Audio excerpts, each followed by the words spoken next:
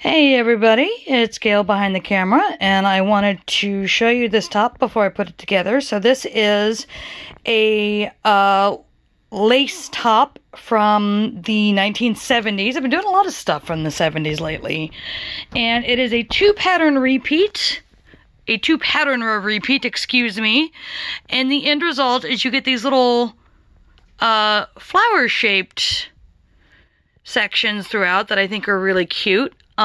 With a nice strong edge to seam everything to, which I am all about.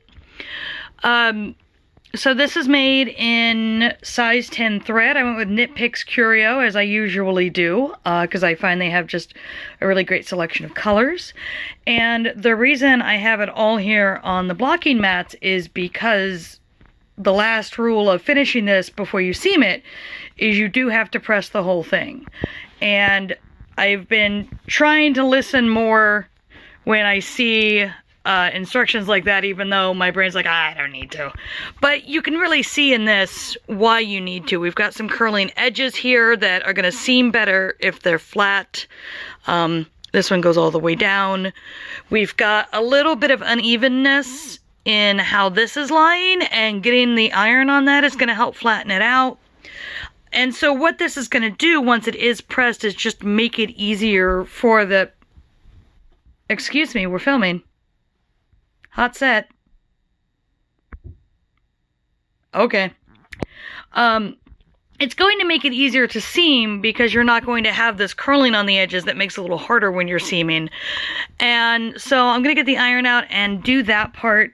We'll skip showing it to you. It's not a particularly fascinating part of the process.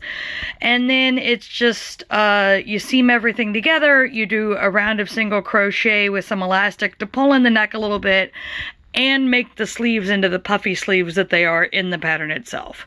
So I will see you in a bit. Hey everybody, we are back. This lovely top has been pressed and sewn together. And you can really see the stitch pattern now that it's on Mank here. I just really appreciate how simple but pretty it is. A couple of things. So you sew this, you go up the sides, and then this is a set-in sleeve. So you have a piece that tucks in, and then you come out and you do the rest of the seam outward. I managed to sew the seam on the wrong side, on this side, and we're not going to talk about it. Not going to talk about it. And then on the back, so it doesn't actually go this low on me in the back when I'm wearing it. The way that this fits is that this will actually, it's off my shoulders a bit, but you can't do that on an armless mannequin. So it's more, it's more like that.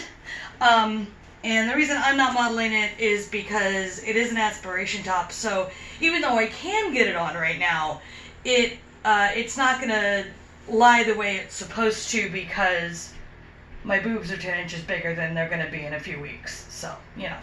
But Meg is a much closer size than I am, which is why we have it on Meg.